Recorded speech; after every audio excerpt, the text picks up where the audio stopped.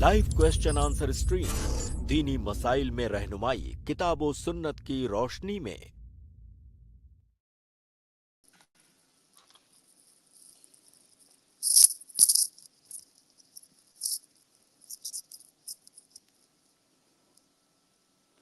अस्सलामु अलैकुम वरहमतुल्लाहि वबरकातुहू।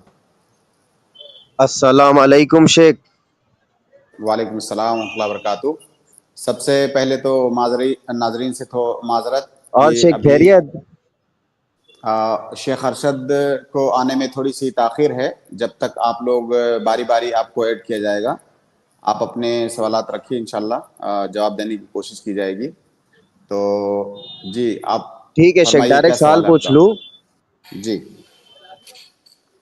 शेख मेरा सवाल ये था कि मतलब अभी जैसे शेख 27 रजब आने वाला है, तो उसमें हमारे अक्सर मुसलमान भाई बहन है जो मतलब खास दिन मगरिब बाद कब्रस्तान जाएंगे और खास रोज़ा रखेंगे और रात की नमाज इबादत के तौर पर खास करेंगे। तो ये जो करने वाले शेख, उनको रहनुमाई कैसे मतलब कैसे करना चाहिए? जज़ाकुमुल्लाहु खैरन। बिस्मिल्लाह वल्हम्दुलिल्लाह वस्सलातु वस्सलामु अला रसूलिल्लाह। भाई का सवाल ये है कि रजब के महीने में कुछ मुसलमान कुछ ख़ास किस्म की इबादतें करते हैं, कब्रस्तान जाना या मखसूस अय्याम में रोज़े रखना या मखसूस नवाफिल पढ़ना, तो इसका हमारी शरीयत के अंदर क्या हुक्म है? बिलाशुबहा इसमें कोई शक नहीं है कि नफली रोज़े रखना, नफली नमाजें पढ़ना, ये हमारी शरीयत में कार सवाब है। इसी तरह से कब्र की ज़ियारत करना, ये भी बाइस सवाब है। लेकिन इसके लिए किसी भी इबादत के लिए जिसके लिए शरीयत ने कोई ख़ास वक्त मुकर्रर नहीं किया है, अगर हम अपनी जानिब से वक्त की तायीन करके वो इबादत करते हैं तो ऐसी सूरत में वो इबादत बिदअत कहलाएगी। एक बात आप याद रखें, एक कायदा याद रखें कि बिदअत और सुन्नत में फ़र्क करने के लिए एक मेयार है। वो मेयार ये है कि किसी भी इबादत का 6 चीज़ों के अंदर अल्लाह के नबी सल्लल्लाहु अलैहि वसल्लम की सुन्नत के मुआफिक होना चाहिए। पहली चीज़ ये है कि वो इबादत उस इबादत की जिन्स अल्लाह के नबी सल्लल्लाहु अलैहि वसल्लम से साबित हो। जैसे कि नमाज पढ़ना है तो नमाज पढ़ना अल्लाह के नबी सल्लल्लाहु अलैहि वसल्लम से साबित हो। कोई ऐसी इबादत जिनसे इबादत हम ईजाद नहीं कर सकते, जो इबादत अल्लाह के नबी सल्लल्लाहु अलैहि वसल्लम से साबित नहीं है। दूसरी चीज ये है कि उस इबादत का सबब अल्लाह के नबी सल्लल्लाहु अलैहि वसल्लम से साबित हो। अगर हम किसी इबादत को किसी खास सबब से जोड़ रहे हैं तो उस सबब का साबित होना ये जरूरी है। जैसे अगर किसी रोजे को हम किसी खास सबब से जोड़ रहे हैं तो वो सबब अल्लाह के नबी सल्लल्लाहु अलैहि वसल्लम से साबित होना ये जरूरी है। इसी तरह से तीसरी चीज ये है कि उस इबादत की कैफियत और उसकी हैअत अल्लाह के नबी सल्लल्लाहु अलैहि वसल्लम से साबित होनी चाहिए। जैसे नमाज पढ़ना अल्लाह के नबी सल्लल्लाहु अलैहि वसल्लम से साबित है, लेकिन अगर नमाज को किसी ऐसी कैफियत पे पढ़ते हैं जो अल्लाह के नबी सल्लल्लाहु अलैहि वसल्लम से जिसका सबूत नहीं है तो बिदात है। तो ये तीसरी चीज है कि इबादत की कैफियत भी अल्लाह के नबी सल्लल्लाहु अलैहि वसल्लम से साबित होनी चाहिए। चौथी चीज है कि उस इबादत को अगर हम किसी वक्त से जोड़ते हैं तो उसका सबूत भी अल्लाह के नबी सल्लल्लाहु अलैहि वसल्लम से होना चाहिए। इबादत अगर मुतलक तौर से वारिद है तो उसे मुतलक तौर से करना है, उसे किसी खास वक्त से नहीं जोड़ना है। जैसे रोजा रखना हुआ या नमाज पढ़ना हुआ तो उसका वक्त अल्लाह के नबी सल्लल्लाहु अलैहि वसल्लम से साबित होना चाहिए। इसी तरह से पांचवी चीज है कि इबादत की जगह है। अगर हम किसी इबादत को किसी जगह के लिए खास कर रहे हैं तो उसका सबूत भी अल्लाह के नबी सल्लल्लाहु अलैहि वसल्लम से हमारे पास होना चाहिए। इसी तरह से छठी चीज है कि अगर हम उस इबादत को किसी खास मिकदार से जोड़ रहे हैं तो उसका सबूत भी अल्लाह के नबी सल्लल्लाहु अलैहि वसल्लम से होना चाहिए। तो इन 6 चीजों में किसी इबादत का अल्लाह के नबी सल्लल्लाहु अलैहि वसल्लम से साबित होना ये जरूरी है। अब जैसे रजब का महीना है, ये एक खास महीना है। अगर इस खास महीने में हम कोई खास नफली नमाज पढ़ते हैं इस तखसीस के साथ कि ये नमाज रजब के साथ खास है, तो इसके लिए हमारे पास दलील होनी चाहिए। अगर हम कोई खास रोजा रखते हैं रजब के महीने में تو اس کی دلیل ہمارے پاس ہونی چاہیے. اگر بغیر دلیل کے کسی عبادت کو کسی وقت کے ساتھ خاص کر رہے ہیں, کسی زمانے کے ساتھ خاص کر رہے ہیں, کسی مکان کے ساتھ خاص کر رہے ہیں, تو ایسی صورت میں وہ عبادت بدعت کہلائے گی. اللہ کے نبی صلی اللہ علیہ وسلم کی معروف حدیث ہے کہ من عمل عملا لیس علیہ امرنا فہو رد. اسی طرح سے من احدث فی امرنا ھذا ما لیس منہ فہو رد. اسی طرح ایک اور حدیث ہے کہ ایاک ومحدثات الامور فان کل محدثۃ بدعہ وکل بدعۃ ضلالہ وکل ضلالۃ فی النار. ان تینوں حدیثوں کا ایک ہی مطلب ہے کہ اگر کسی نے دین کے اندر, عبادت کے اندر اپنی طرف سے کوئی اضافہ کیا تو وہ بدعت ہے, اور ہر بدعت گمراہی ہے, اور ہر گمراہی جہنم میں لے جانے والی ہے. رجب کا جو مہینہ ہے, رجب کے مہینے سے متعلق, اس کی فضیلت سے متعلق, یا اس مہینے کے اندر مخصوص عبادتوں سے متعلق جتنی بھی حدیثیں وارد ہیں وہ تمام حدیثیں ضعیف ہیں. کوئی ایک بھی حدیث رجب کے مہینے میں کسی خاص عبادت سے متعلق ثابت نہیں ہے. لہٰذا رجب کے مہینے میں جو خاص قسم کی عبادتیں کی جاتی ہیں تخصیص کے ساتھ, یا خاص قسم کے روزے رکھے جاتے ہیں, یہ بدعت ہے, اس میں کوئی شبہ نہیں ہے, اس کی کوئی دلیل نہیں ہے. السلام علیکم ورحمۃ اللہ وبرکاتہ. وعلیکم السلام ورحمۃ اللہ وبرکاتہ. شیخ اور ایک چھوٹا سوال پوچھ سکتا ہوں شیخ ارشد؟ جی جی پوچھ لیجئے شارق میں. شیخ میرا سوال یہ تھا کہ ہمارے تبلیغی دیوبندی بھائی جو ہوتے ہیں حنفی, وہ لوگ کچھ اعتراضات جی ہم اہل حدیثوں پر کرتے ہیں کہ جیسے ہم خالی مطلب جو اختلاف معاملہ ہے وہ مطلب ان لوگ کو, جو بھی حنفی بھائی ہیں ان لوگ کے عام عوام میں چھیڑتے, اور بے نمازیوں کو دعوت نہیں دیتے, اور خالی بس قرآن کی درس لے لیتے, حدیث کے ایک درس لے لیتے, باقی دعوت ہی نہیں دیتے, اور سنت کے مخالف بھی اعمال کرتے اہل حدیث. وہ ایسے اعتراض کر کے چھوڑ دیتے, اور مطلب اپنے عام عوام میں وہ تھوڑا برین واش کرتے. تو شیخ ایسے لوگوں کی رہنمائی کیسے کرے؟ جزاکم اللہ خیرن. بارک اللہ فیکم. جی شیخ.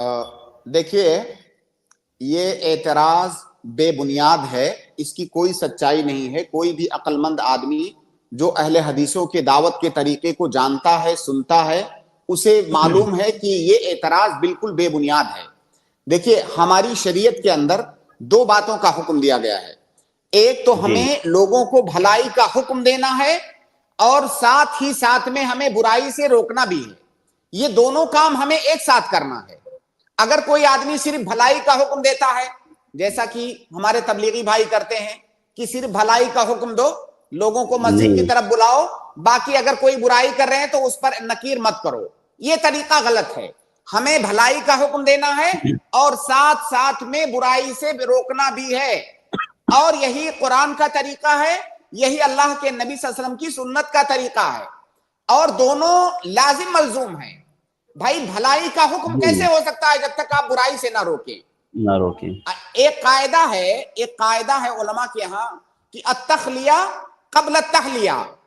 اس قاعدے کا معنی یہ ہے کہ اگر کوئی برائی پائی جا رہی ہے, اس برائی کو ختم کرو, اس برائی کو ختم کرنے کے بعد پھر اچھی عادتوں کو اس کے اندر ڈالو.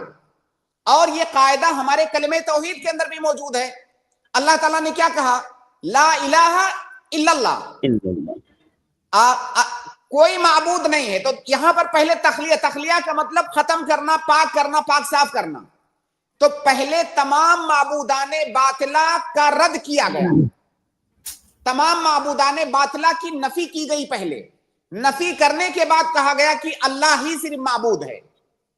تو ہمیں دونوں کام ایک ساتھ کرنا ہے, ہمیں بھلائی کا بھی حکم دینا ہے, برائی سے بھی روکنا ہے. بھائی قرآن کے اندر پہلی سورت سورہ فاتحہ آپ دیکھیے, سورہ فاتحہ کے اندر اللہ تعالیٰ نے یہود و نصارہ پر رد کیا ہے, یہود و نصارہ پر رد کیا ہے. کیا ہم رد کرنا چھوڑ دیں؟ کیا ہم رد کرنا چھوڑ دیں؟ یہ تو قرآن کا منہج ہے. آپ کو شاید ہی قرآن میں کوئی ایسا صفحہ ملے گا جہاں پر برائیوں پر رد نہ کیا گیا ہو, نکیر نہ کی گئی ہو. بھائی وہ کون سا دین ہے جس میں صرف بھلائی کا حکم دیا جائے اور برائیوں سے روکا نہ جائے؟ وہ کون سا دین ہے بتائیے؟ اور برائیوں پر رد کون نہیں کرتا ہے؟ یہاں تک کہ دنیاوی قانون میں بھی آپ دیکھ لو, دنیاوی دین کو تھوڑی دیر کے لیے دین کو چھوڑ کر آپ دنیاوی قوانین دیکھیے.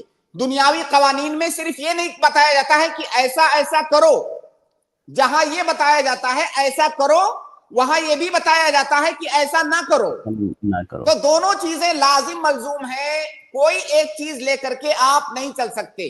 लिहाजा अहले हदीसों की यही दावत है, जहां पर वो हक की दावत देते हैं वहीं पर वो बातिल से रोकते हैं, बातिल पर रद्द करते हैं। जी बहुत शुक्रिया शेख, जज़ाकल्लाहु खैर, बारकल्लाहु फिकुम। जी शाहरुख भाई, उम्मीद है आपको जवाब मिल गया होगा। शेख वो और एक शेख एक मामले में रहनुमाई फरमाइए। वो कहते हैं कि मतलब हम लोग अफ्रीका में भी है, यूरोप में भी है, तो ऐसे अहले हदीस कहाँ दावत देते जा जाके? देखिए, अहले हदीस जहां पर भी हैं अल्हम्दुलिल्लाह दावत का काम कर रहे हैं। हम ये तो दावा नहीं कर सकते कि जिस पैमाने पर दावत का काम अहले हदीसों में हो रहा है वो 100% काबिल इत्मीनान है। किसी भी चीज में जो है इंप्रूव की गुंजाइश होती है, हमेशा तहस्सुन की गुंजाइश होती है। हम ये नहीं कहते कि हमारा जिस कदर दावत होनी चाहिए हम उसमें परफेक्ट हैं, हमारी तरफ से और ज्यादा कोशिशें होनी चाहिए, इसकी गुंजाइश हर वक्त मौजूद है। लेकिन उसकी नफी कर देना कि अहले हदीस नहीं कर रहे हैं, भाई दुनिया में कहां नहीं कर रहे हैं। ऐसे ऐसे लोगों के बारे में पता चलता है कि जहां पर सिर्फ 2-4 अहले हदीस है उस कस्बे के अंदर, मैंने खुद देखा है, सिर्फ 2-4 अहले हदीस है पूरे कस्बे में, वो दावत का काम कर रहे हैं। ऐसी ऐसी जगहों पर भी जाने का इत्तेफाक हुआ कि पता चला कि पूरी आबादी के अंदर सिर्फ 4-6 अहले हदीस हैं, लेकिन वो दावत में नशीद हैं, दुआत को बुलाते हैं, प्रोग्राम करवाते हैं। तो जहां तक पहुंचे वहां तक कर रहे हैं। और उन भाइयों से जो एतराज करते हैं उनसे कहिए कि आप भी हमारे लिए दुआ कीजिए कि अल्लाह ताला हमें और ज्यादा तौफीक दे। बहुत शुक्रिया शेख, जज़ाकल्लाहु खैर शाहरुख भाई। शेख उनका एक मामला ऐसा रहता है कि अगर 3 दिन 40 दिन हम लेकर नहीं चल रहे। ठीक है शेख, ठीक है, बहुत बहुत शुक्रिया, जज़ाकुमुल्लाहु खैरन शेख। अस्सलाम वालेकुम भैया। इसके बाद हम लोग अगले गेस्ट को ऐड कर रहे हैं। अगले गेस्ट है आमिर फारूकी। आमिर फारूकी जल्दी से अनम्यूट करें और जल्दी से अपना सवाल करें। अस्सलाम वालेकुम रहमतुल्लाह। वालेकुम अस्सलाम रहमतुल्लाह बरकातहू। जी आमिर भाई। शेख मेरा ज़कात के ताल्लुक से सवाल है। जी जी। कि हमारे यहाँ शहर में जमीयत की तरफ से बैतुल माल कायम है, वहाँ पे कुछ अफराद 4-5 अफराद को मेंबर बनाया गया है। वो अहले खैर हजरात जो ज़कात देते हैं उनसे ज़कात वसूल करते हैं और जमा करके उसको जिनकी ऐसी जरूरत उनको इस तरह से हर किसी को माहाना हर मंथली की कुछ रकम दी जाती है, किसी को काम बिजनेस के लिए कुछ रकम दिया जाता है। इस तरह से पूरे साल चलता है और पूरे साल के बाद कभी कभार रकम पूरी ज़कात का रकम खत्म भी हो जाता है, कभी कभार कुछ बच जाता है, फिर दूसरे साल में उसको ऐड करके फिर दोबारा इसी तरह चलाते थे। इसमें क्या सही है क्या गलत है, थोड़ा सा। ठीक है आमिर भाई। इसमें सही ये है इसमें एक सही है एक गलत है। सही ये है कि उन लोगों ने बैतुल माल का निज़ाम कायम किया है, ये बहुत अच्छी बात है, ये बहुत कम जगहों पर है। अगर ऐसा वो कर रहे हैं तो ये काबिल तारीफ चीज़ है कि बैतुल माल कायम किए हैं और जो असहाबे ज़कात हैं उनसे ज़कात वसूल करके लाके इकट्ठा जमा करते हैं और वहां से तकसीम करते हैं। ये बहुत अच्छी बात है और ये काबिल इत्तिबा है दूसरे लोगों के लिए, तो ये एक अच्छी चीज है। जो यहां पर गलत हो रहा है वो गलत ये हो रहा है कि ज़कात जब आप वसूल करके लाए तो उसे रोक करके आप रख नहीं सकते हैं कि भाई थोड़ा थोड़ा हम हर महीना देंगे। ज़कात निकालने वाले की जिम्मेदारी सिर्फ ज़कात निकालना नहीं है। ज़कात उस वक्त तक अदा नहीं होती है जब तक वो ज़कात मुस्तहिकीन तक पहुंच ना जाए। इसलिए जब ज़कात निकल गई तो अब वो जो माल है ज़कात का माल वो किसकी है, किसकी मिल्कियत है? वो ज़कात का माल ना तो ज़कात निकालने वाले की मिल्कियत है ना तो जिन लोगों ने उसको जमा किया है उनकी मिल्कियत है। तो जो माल आपकी मिल्कियत नहीं है उसको आप अपनी मर्जी के मुताबिक रोक के कैसे रख सकते हैं? वो दूसरे लोगों की अमानत है, उस अमानत को जितनी जल्दी हो सके आपको उन्हें पहुंचाना है। लिहाजा ये तरीका गलत है कि ज़कात निकालने के बाद उसको रखे रहें, थोड़ा थोड़ा करके दें। ज़कात की अदायगी अलल फौर होनी चाहिए, फौरन, उसको रोक नहीं सकते पूरे साल। इसमें कई खराबियां हैं। एक खराबी तो जिसका मैंने अभी जिक्र किया है कि वो आपकी मिल्कियत नहीं है, दूसरों का हक है, जो आप अपने हिसाब से उसमें तसर्रुफ कर रहे हैं, ये गलत है, इसका हक आपको नहीं है। ज़कात वसूलने वाले जो लोग हैं वो फकत वकील हैं, वो वकील हैं। आपको ज़कात का माल दिया गया है कि इसे पहुंचाइए, आपका काम है कि उसे अकरब वक्त में आप पहुंचाएं। दूसरी खराबी इसमें यह है कि जो फुकरा और मसाकीन हैं या जो मुस्तहिकीन हैं, आपको उन्हें ज़कात का माल उतना देना है जितने के वो मुस्तहिक हैं। भाई अगर वो मुस्तहिक हैं कि उन्हें 10,000 दिया जाए, अब आप उन्हें हर महीने 1,000 दे रहे हैं, ऐसा क्यों कर रहे हैं? वो 10,000 के मुस्तहिक हैं, आप उन्हें 10,000 दीजिए। तो ज़कात के माल को आप रोक करके नहीं रख सकते हैं। ये बहुत बड़ी गलती है, जो बहुत सारी जगहों पर यह गलती हो रही है। ज़कात के माल को सिर्फ एक सूरत में ताखीर की जा सकती है उसे पहुंचाने में, कि आपको मुस्तहिकीन नहीं मिल रहे हैं, कोई परेशानी है आपके पास, आप तलाश कर रहे हैं, पा नहीं रहे हैं। इस तलाश करने के अमल में आपको 1 महीना, 2 महीना, 15 दिन जो है लगा, इतनी ताखीर आप कर सकते हैं। लेकिन जब ज़कात के मुस्तहिकीन आपके आसपास मौजूद हैं, तो आप अपनी मर्जी के मुताबिक उसे ताखीर नहीं कर सकते, आपको फौरन पहुंचाना है। लिहाजा ये बहुत बड़ी गलती हो रही है, इसका तदारुक होना चाहिए। और मैं जानता हूं ये गलती कई बार लाइल्मी में होती है, इसे बयान किया जाना चाहिए लोगों को। देखिए एक मसला है यहां पे कि ज़कात निकालने वाले ने जब ज़कात निकाला, वकील को दिया, जाहिर है जो बैतुल माल वाले हैं वो वकील हैं। अब अगर ज़कात दरमियान में ज़ाय हो जाए, ऐसी सूरत में ज़कात निकालने वाले की ज़कात अदा नहीं होगी, उसे दोबारा निकालना होगा। इसका मतलब क्या हुआ? इसका मतलब हुआ कि ज़कात सिर्फ निकाल देने से अदा नहीं हुई, ज़कात जब पहुंच जाएगी अपनी जगह पर तब वो अदा होगी। तो जब ज़कात आपकी रखी हुई है 1 साल तक, इसका मतलब 1 साल तक वो अदा ही नहीं हुई। सही बात है। तो ज़कात निकालना ये ज़कात की अदायगी नहीं है, ज़कात का पहुंच जाना उसकी अपनी जगह पर, यह ज़कात की अदायगी है। तो जो लोग ज़कात निकालते हैं, खास तौर से उन्हें ध्यान देने की जरूरत है कि आप किसी भी ऐसे आदमी को अपना माल ना दे ज़कात का, जो लोग उसको रखे रहते हैं, पूरे महीने थोड़ा थोड़ा भीख की तरह बांटते हैं। बहुत शुक्रिया शेख जी। आमिर भाई शेख इसमें जो मतलब ऐसा नहीं कि पूरी तरह से ज़कात हमारे पास आता है, मतलब बैतुल माल में कुछ मतलब रकम कम होता है, और थोड़ा ज्यादा लोगों को पहुंचा जाए इस हिसाब से इसको मतलब इस तरह से तकसीम किया जाता है। देखिए तो भाई, मतलब इसको महीना हर महीने देने की वजह क्या है? पूरे साल भर का दे दिया जाए जो मुस्तहिक है हमको। हाँ बिल्कुल, बस उसको रोकना नहीं है आपको, ये बात तय है।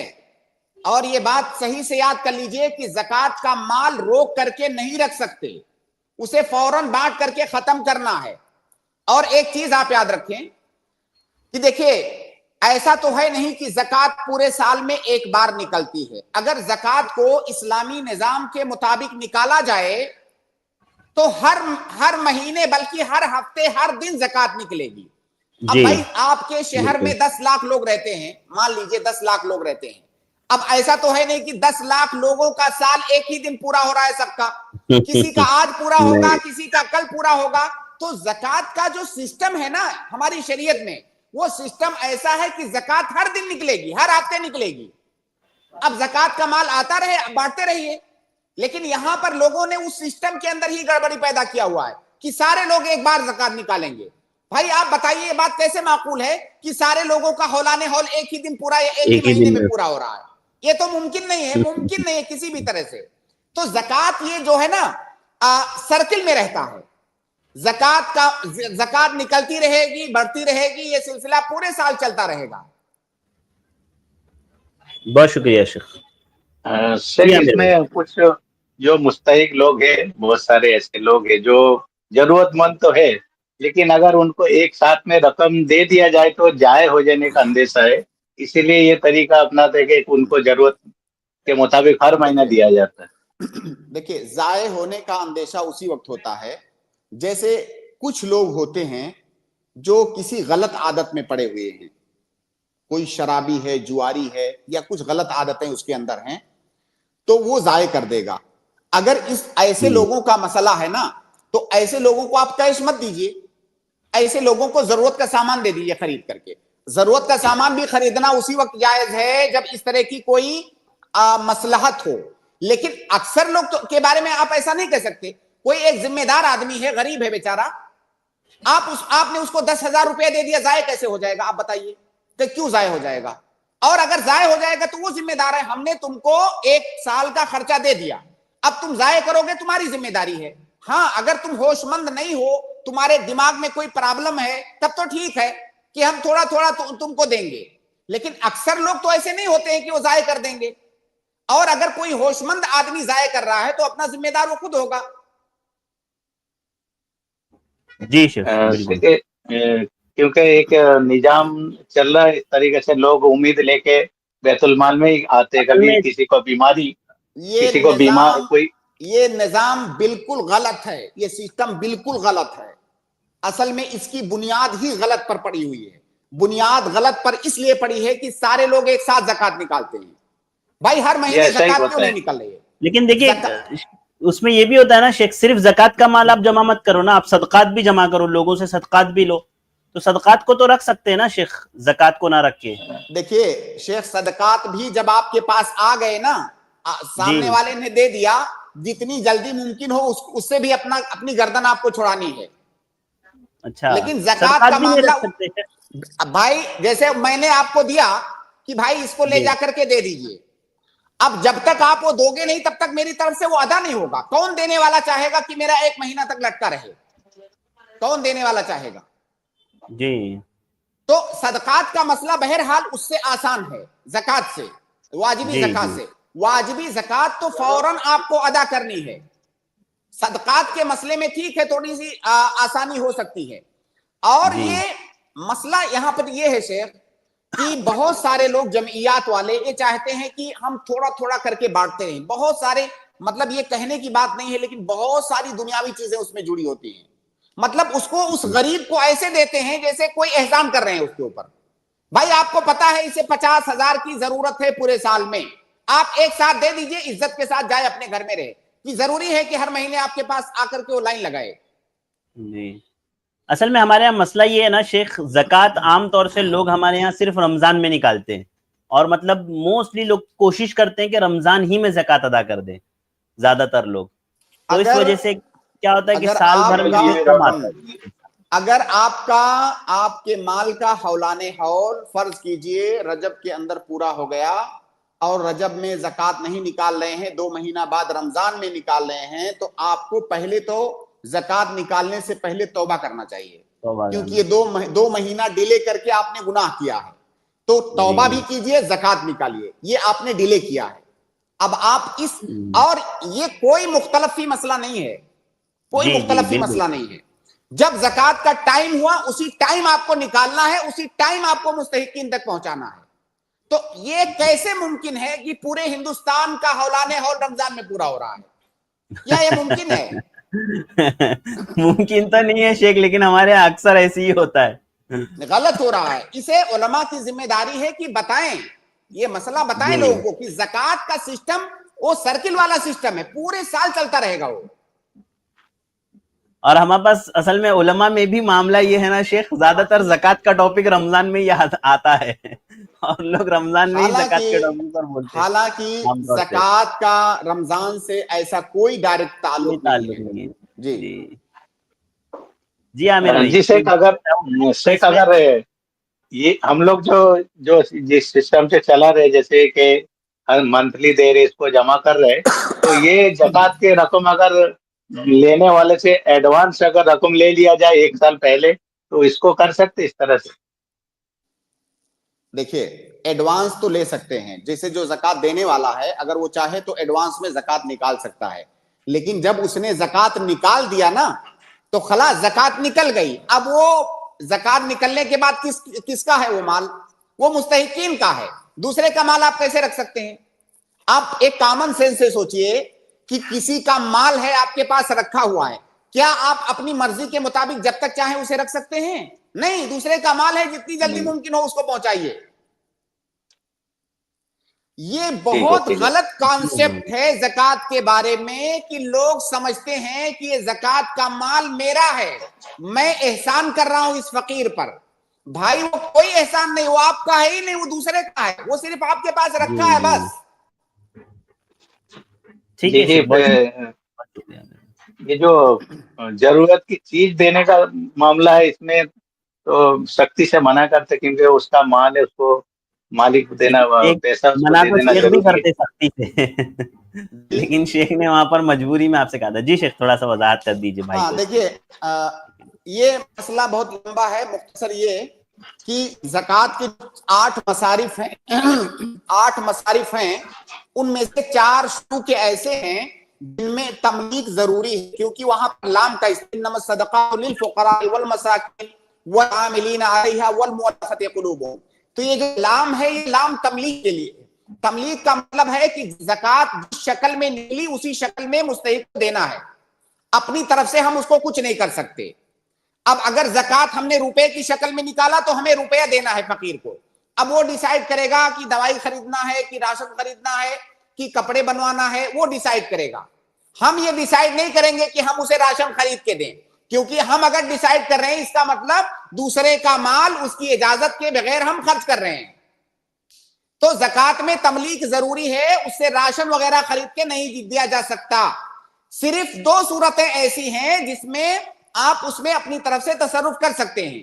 پہلی صورت تو یہ جو آپ نے ابھی شروع میں جس کی طرف اشارہ کیا کہ اگر ہمیں یہ خطرہ ہے کہ ہم نے روپیہ دے دیا تو یہ آدمی ضائع کر دے گا، اس کو اس کی صحیح جگہ پر خرچ نہیں کرے گا. کوئی شرابی جواری ہے، اڑا دے گا، جوا کھیل لے گا، جبکہ اس کے بیوی بچے بھوکے رہتے ہیں.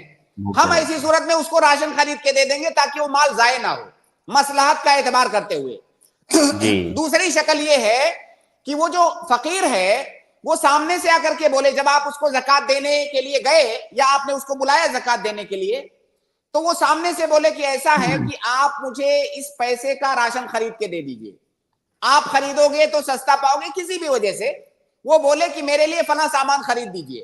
اب گویا کہ وہ آدمی آپ کو اپنا وکیل بنا رہا ہے اور آپ کو اجازت دے رہا ہے اپنا مال خرچ کرنے کی. تو جب وہ اجازت دے رہا ہے تو دوسرے کی اجازت سے اس کے مال میں تصرف کیا جا سکتا ہے. تو صرف ان 2 صورتوں کے اندر اس زکوٰۃ کے مال سے کوئی سامان خرید کے ہم فقراء اور مساکین کو دے سکتے ہیں، ورنہ اصل یہ ہے کہ جیسے زکوٰۃ نکلے اسی شکل میں ہمیں پہنچانا ہے.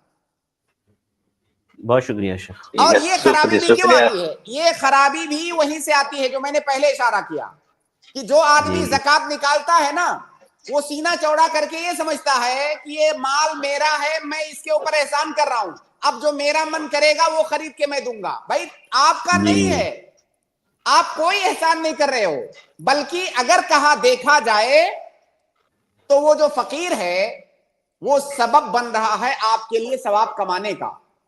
تو ایک طرح سے اس کی جانب سے آپ پر احسان ہو رہا ہے.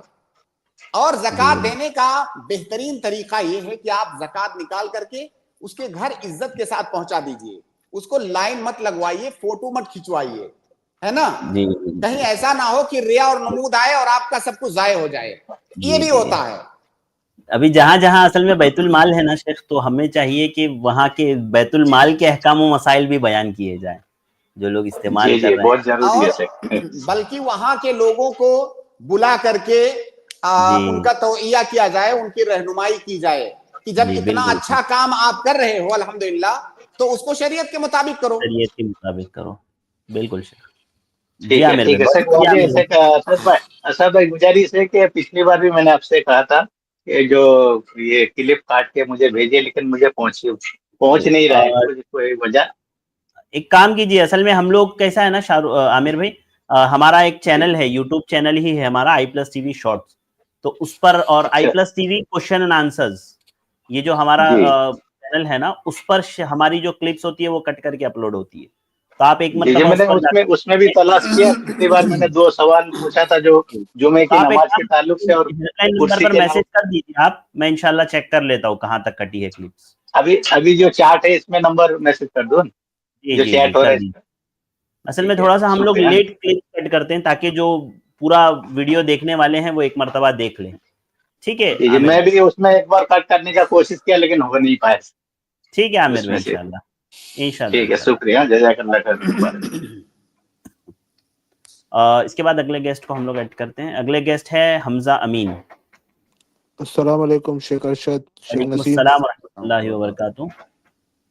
شیخ اگر بارش ہو رہی ہو تو شیخ سنت طریقہ کیا ہے کہ اب جماعت اسکپ کرنا یا جمع کرنا نماز کو؟ دیکھیے, اگر بارش ہو رہی ہے تو بارش یہ ان اسباب میں سے ہے جن کی بنیاد پر نماز کو, دو نمازوں کو جمع کرنا یہ سنت ہے. جمع بین الصلاتین یہ سنت ہے. اور وہ بارش ایسی ہونی چاہیے, اتنی بارش کہ اگر آپ نکلیں گے تو کپڑے آپ کے بھیگ جائیں گے, اتنی بارش ہو رہی ہو. تو اگر بارش ہو رہی ہو تو ہمیں جمع کرنا چاہیے. جمع کرنا بھی اللہ کے نبی صلی اللہ علیہ وسلم کی سنت ہے.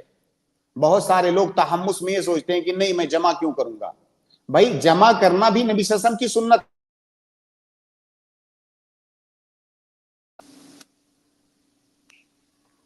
جی شیخ,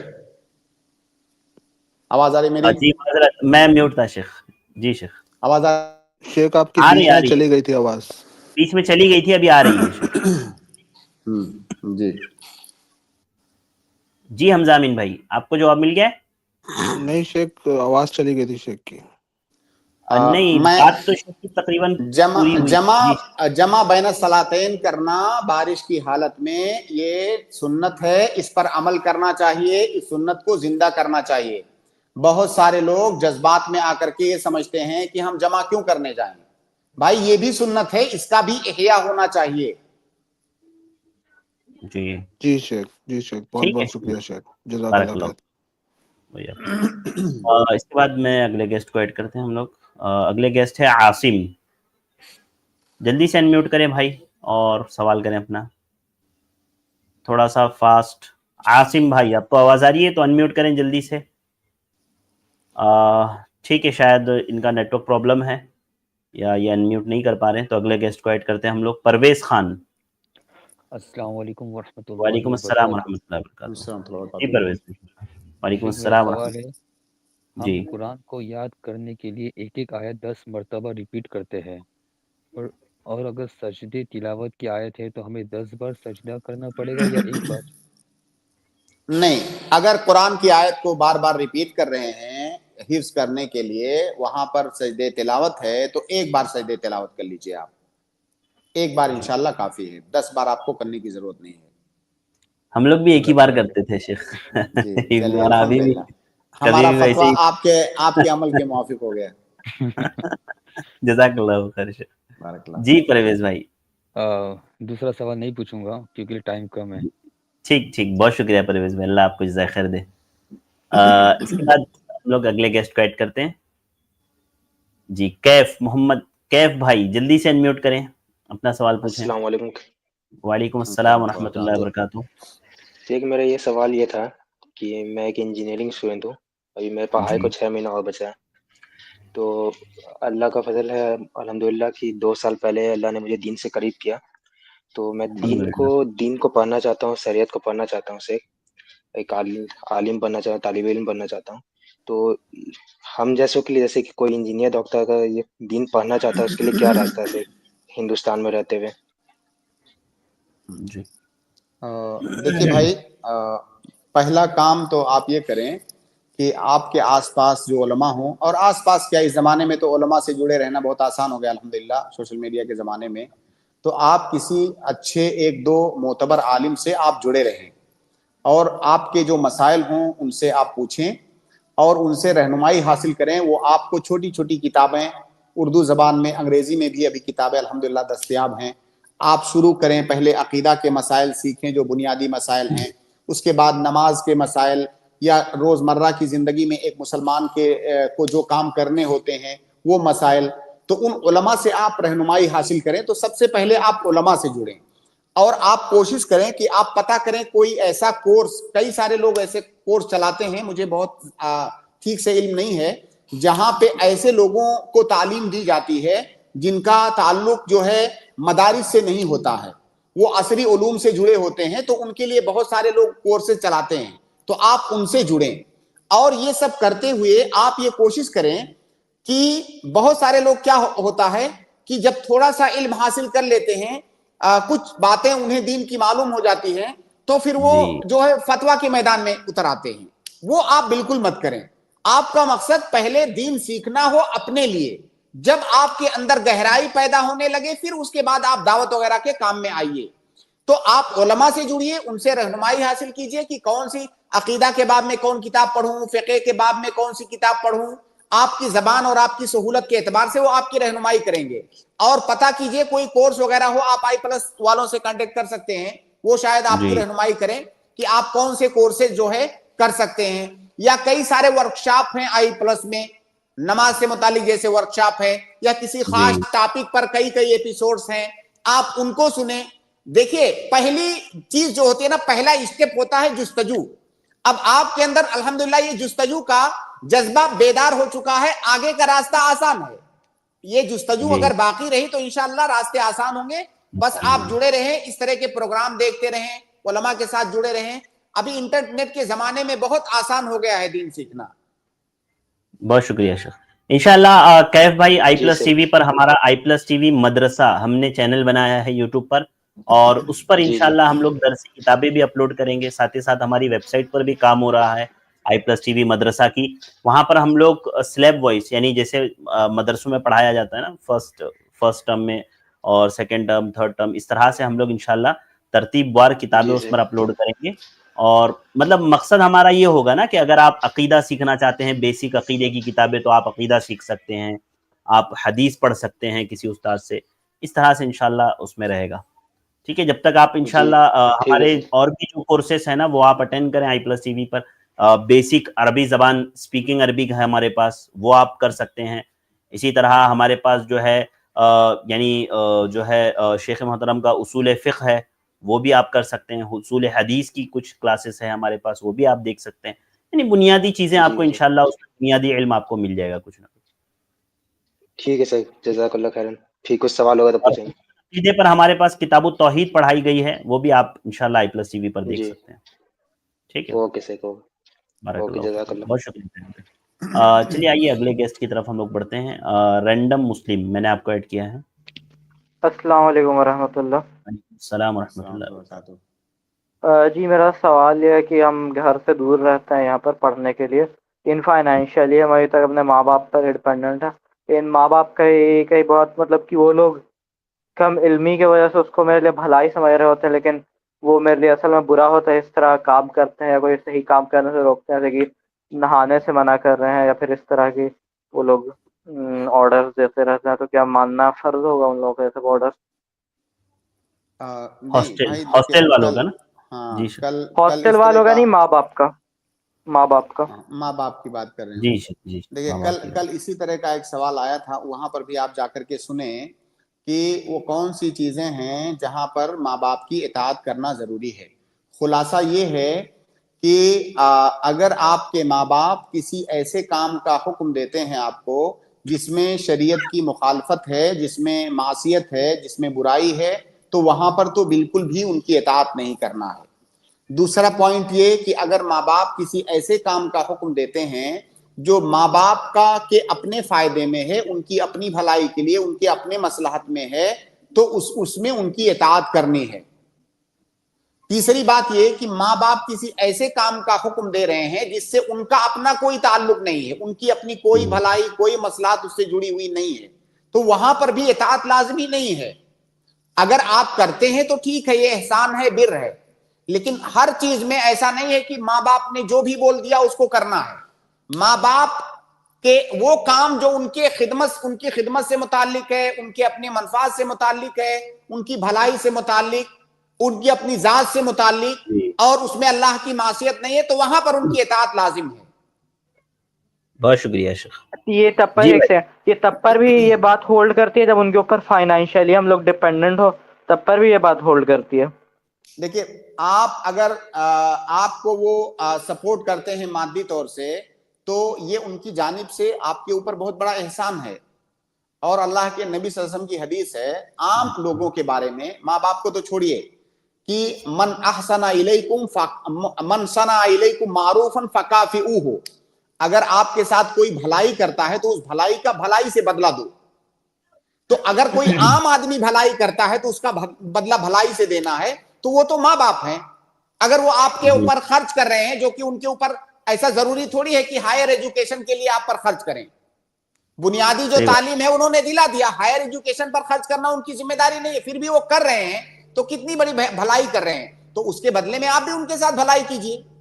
لیکن اگر کوئی کسی ایسے کام کا حکم دیتے ہیں جو کوئی لایانی سی چیز ہے جس کا کوئی فائدہ نہیں ہے, مطلب, تو آپ ان کو آرام سے ان کے ساتھ بات کر سکتے ہیں. یہ جو کام آپ کہہ رہے ہیں, اگر وہ کام برا ہے تو آپ بتائیے کہ نہیں, یہ شرعاً جائز نہیں ہے, نہیں کرنا چاہیے.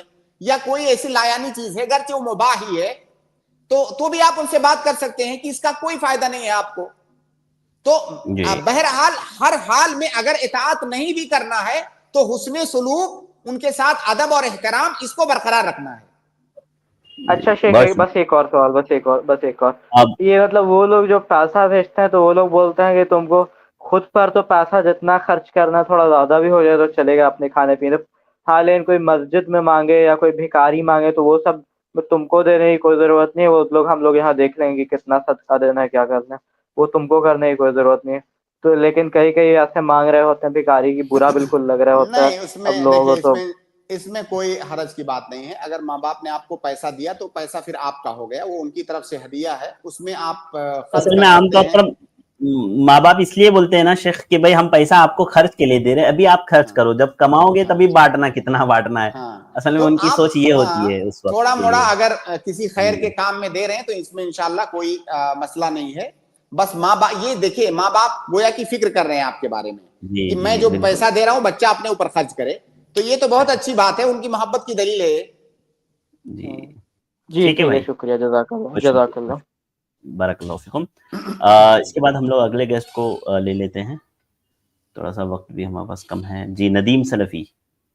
ندیم بھائی السلام علیکم. السلام علیکم ورحمۃ اللہ وبرکاتہ. شیخ وعلیکم السلام ورحمۃ اللہ وبرکاتہ. شیخ مختصر سا سوال ہے. آج کل سوشل میڈیا پر ایک موضوع زہر بحث ہے, وہ ہے شیخ ترنم کے ساتھ خطبہ جمعہ یا عام خطبات انجام دینا. سوال تو آپ نے مختصر کر لیا, لیکن جواب اس کا جو ہے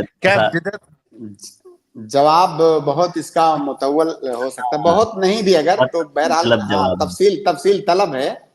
تفصیل طلب یہ اس وقت نہیں ہوتا, اگر اس وقت متنازع نہ بنا ہوا ہوتا تو اس کا جواب بہت مختصر ہے. لیکن کسی اگلی ایک اسکرین میں نا اپن انشاءاللہ لے لیں گے اس کو. ابھی فی الحال کے لیے ہم لوگ یہ سوال اسکپ کر سکتے ہیں کیونکہ وقت ہمارے پاس بہت کم ہے. جی ندیم بھائی, کوئی اور سوال ہے آپ نیشک میں واٹس ایپ پہ کرتا ہوں آپ کو میسج, پھر اسی میں انشاءاللہ یہ سوال جو ہے یہ کریں گے. اوکے ندیم بھائی, بارک اللہ فیکم. ایک وہ سوال ہے شیخ. ہاں جی بولیے. ٹھیک ہے, میں اگلی اسٹریم میں, ٹھیک ہے شیخ, ٹائم کم ہے, اگلی بار انشاءاللہ میں پوچھوں گا. اوکے ندیم بھائی, کوئی مسئلہ نہیں ہے. ٹھیک, بارک اللہ فیکم. تو اگلے گیسٹ کی طرف کو ہم لوگ ایڈ کر لیتے ہیں. احمد. السلام علیکم ورحمۃ اللہ وبرکاتہ. وعلیکم یہ السلام. میں پوچھنا تھا کہ اگر میں کچھ دن کے بعد جب مجھے وقت ملے تو میں شیخ صاحب سے اصول فقہ پڑھنے کے لیے کیا ڈائریکٹلی مالیگاؤں آ سکتا ہوں ان سے ڈائریکٹلی پڑھنے کے لیے؟ آپ مالیگاؤں میں آ کے داخلہ لے لیجئے, سب سے اچھا طریقہ یہ ہے.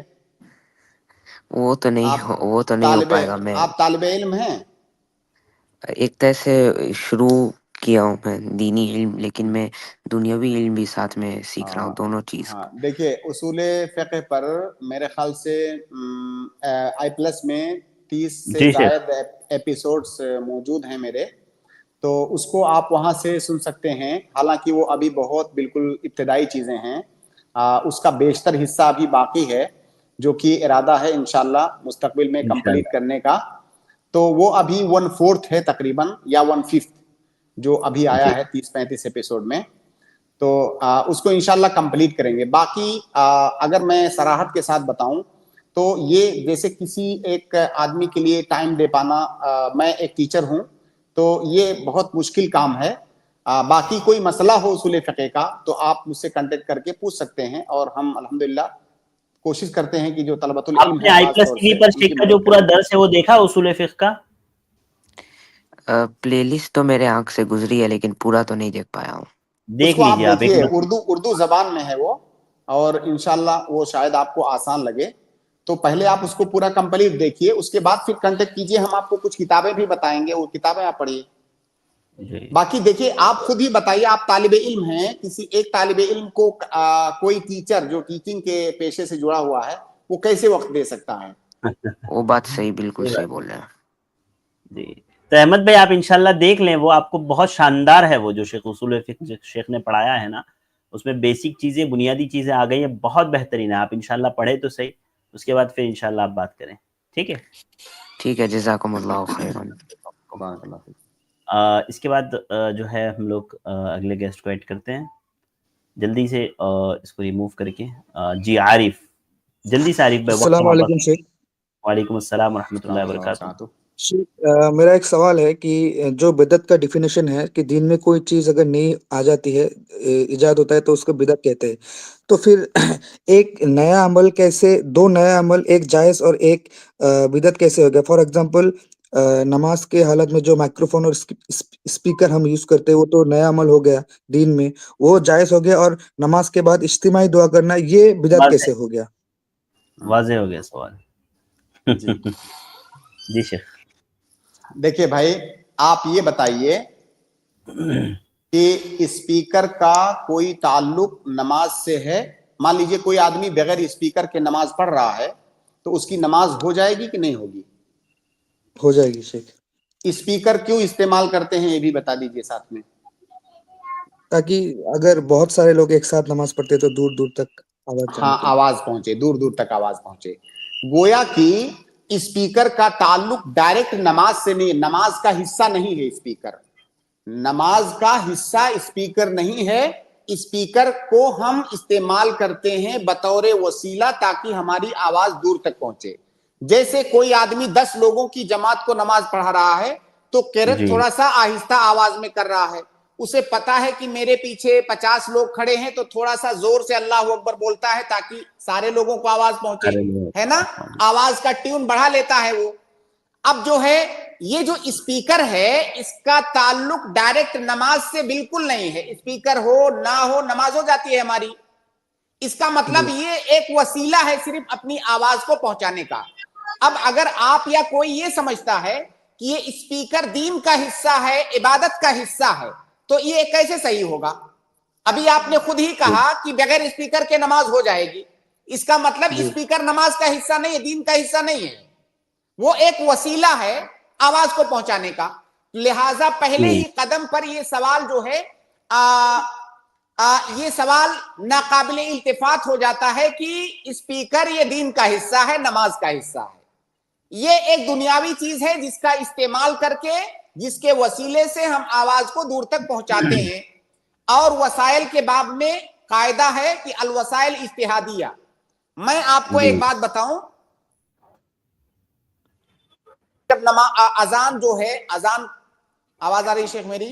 जी अभी आ रही है शेख, थोड़ा सा रुक गई थी अजान बीच की में। मशरूयत हुई जब, तो बिलाल रज़ी अल्लाह ताला अन्हु ने अजान जो है छत पे या ऊपर मनारे पे चढ़ करके, ऊंची जगह पर चढ़ करके दिया।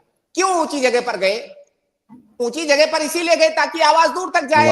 अब ये ऊंची जगह पर जाना एक वसीला है, तो उनके जमाने में वही वसीला था, उसका उन्होंने इस्तेमाल किया।